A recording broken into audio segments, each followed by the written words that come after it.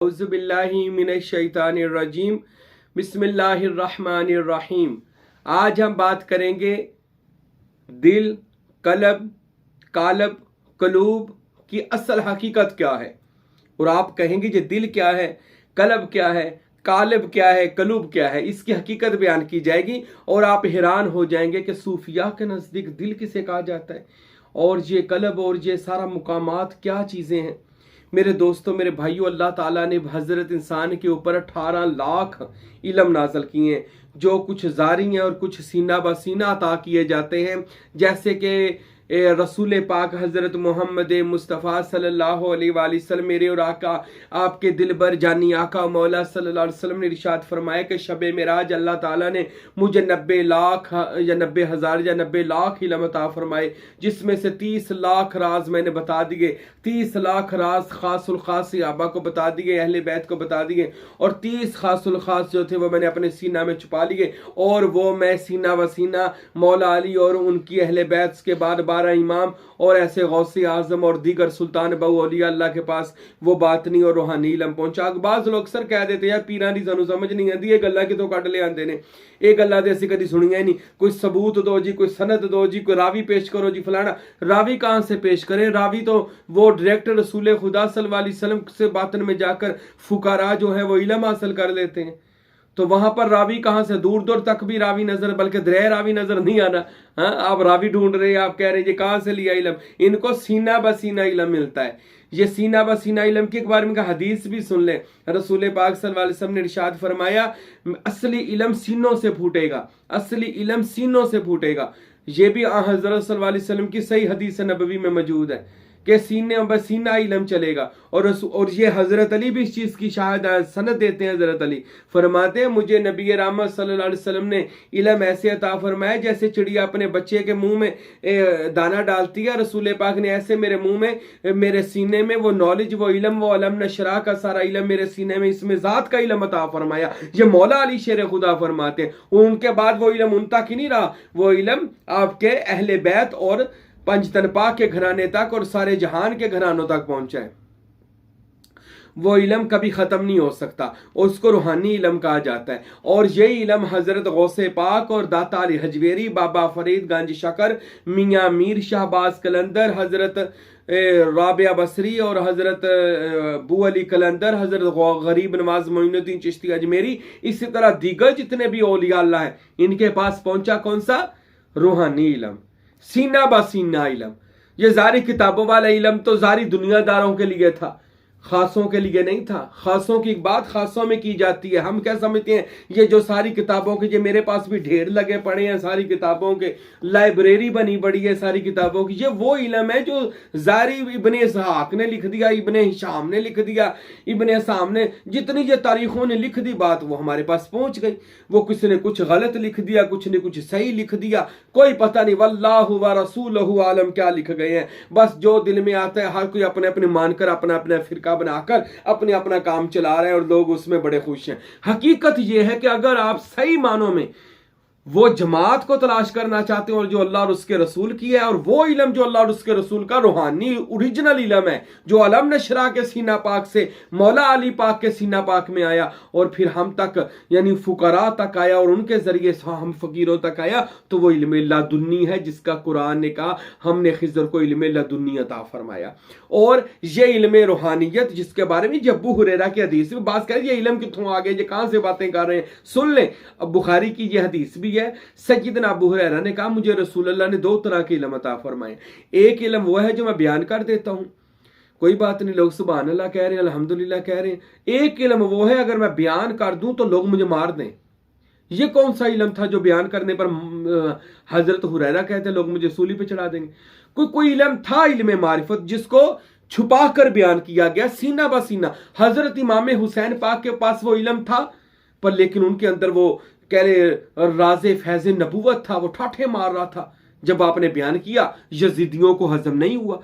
जब उनको हजम नहीं हुआ, उन्होंने इमाम हुसैन के पास साथ जो किया वो सारे मुसलमान जानते हैं कि करने वाले को मारने वाले कोई काफिर तो नहीं थे, मारने वाले ईसाई तो नहीं थे, मारने वाले यहूदी तो नहीं थे, कोई गैर मजहब तो नहीं थे। किन्होंने इमाम हुसैन को मारा है? कभी गौर कर लीजिएगा, समझ आप पे ही आ जाएगी कि इल्म कैसे हैं, कितने हैं। वो कौन सा इल्म था जो इमाम हुसैन के पास था, और बाकी भी तो सारे मुसलमान थे। सुल्तानुल आरफीन ने फरमाया, जेकर दीन इल्म विच हुंदा सर क्यों नेजे चढ़दे हूं, 18,000 जो आलम आहा उते अगे हुसैन दे मरदे हूं। जेकर मन दे बैत रसूली पानी बंद क्यों कर दे हूं, जेकर मुलाहजा सरवरदा कर दे अरे तंबू खैमे क्यों सड़दे हूं। सादक दीन तिनादा सच्चा, सादक दीन तिनादा या हजरत बाहू ओ जड़े सर कुर्बानी कर दे हूं। देखे हुसैन के पास, अली के पास भी कोई इल्म था ना, इसलिए तो मौला अली के साथ भी जंगें होती रहीं। मारो इसको मौला अली को, वो ये कहते थे जो शामी फौज वाले, और इधर यजीदी फौज वाले क्या कहते थे, ये कौन है? तो इमाम हुसैन फरमाते थे, लोगों मुझे पहचानो मैं कौन हूं। वो कहते हम कुरान पढ़ते हैं, तो मौला हुसैन फरमाते थे वो कुरान तो मेरे नाना की बातें हैं, मेरे खुदा की बातें जो मेरे नाना और हमारे साथ खुदा किया करता था। कहते हम नमाजें पढ़ने वाले हैं। हुसैन इब्न अली ने फरमाया हम भी तो नमाज पढ़ते हैं, लेकिन याद रखो नमाज तो हमारी अदाओं का नाम था, हम अदा कर देते थे, खुदा की नमाज बन जाती थी। अरे पहचानो नमाज वाले कौन है, गैर नमाज वाले कौन है, इल्म के झूठे दावेदार कौन है, इल्म नाजुल होने वाले बंदे कौन है, वो कौन है जो इल्म मारिफत के वारिस हैं, वो हुसैन है, वो हुसैन के घर वाले हैं, वो औलिया खुदा है, वो अल्लाह के वली हैं, जिनके से मोहम्मद रसूलुल्लाह से जिनके पास इल्म लदुन्नी इल्म मारिफत आया है। इल्म मारिफत से तो मुनकर कोई बंदा नहीं हो सकता। याद रखें जो कुरान और हदीस इस चीज का शाहिद है, गवाह है कि अल्लाह ताला ने एक ऐसा इल्म भी रखा। अभी तो ये साइंस कह रही है कि इतने इल्म है कि हम खुद परेशान हैं। एक एक जानवर की इतनी इतनी किस्में, वो समंदर के जानवरों की किस्में वो ढूंढ थक गए हैं, इतनी किस्में मिल रही हैं। वो कहते हैं यार इनका ये हाल है, अल्लाह के अलूम का क्या हाल होगा?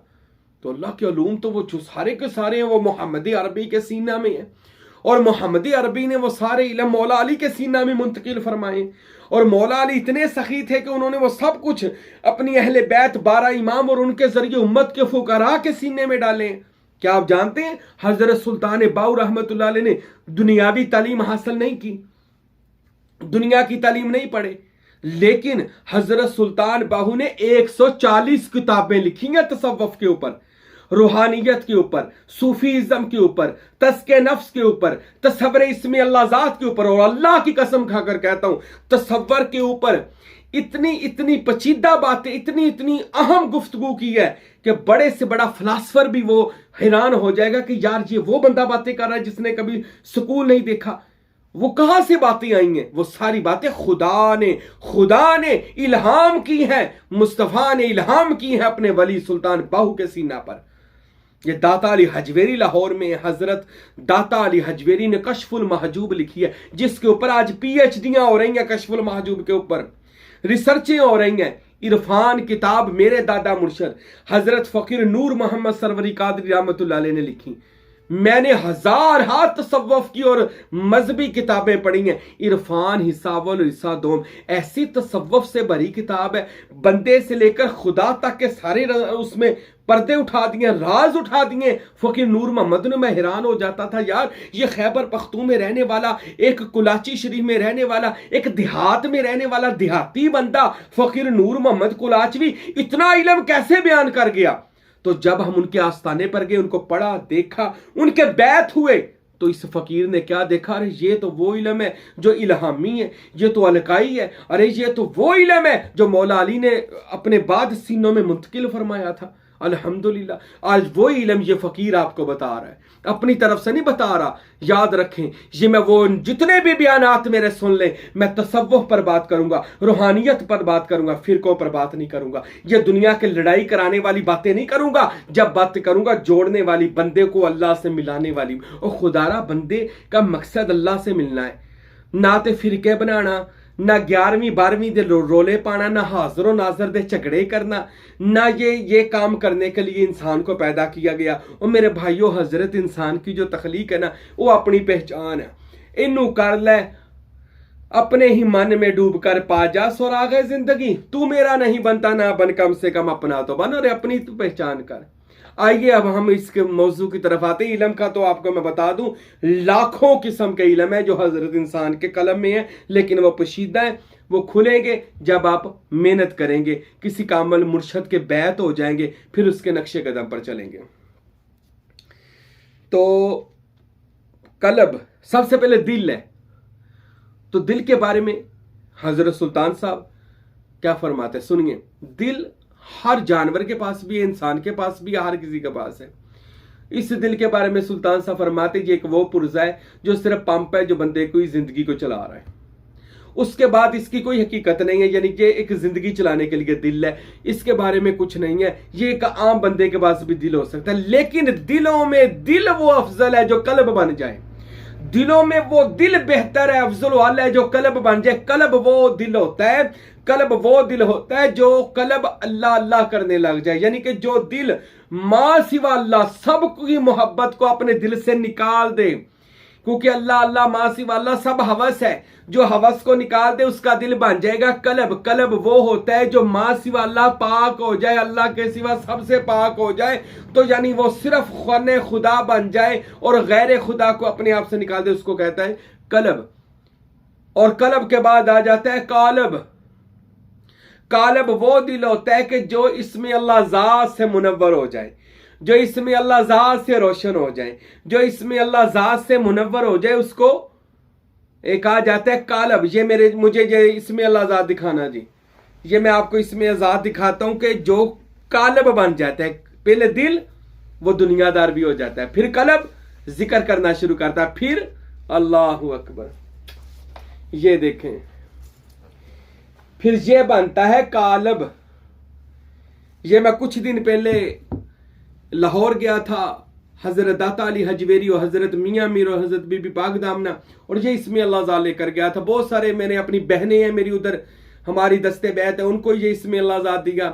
और कुछ हमारे दोस्त थे, खलीफा अदनान साहब थे लाहौर में, उनको इसमें ज़ात दिया। बहुत सारे ऐसे लोगों को हमने ये इसमें अल्लाह ज़ा तोहफे में दिया था। और सिर्फ इसमें अल्लाह ज़ात ही नहीं दिया था, मैंने उनको कह ले इसकी इजाजत भी दी और इसका फैज भी दिया था हमने। ऐसे इसमें ये इसको कालब कहा जाएगा फुकरा के नजदीक, क्योंकि ये इसमें अल्लाह ज़ात ऐसा दिल जब अंदर बन जाता है तो ये बन जाता है कालब।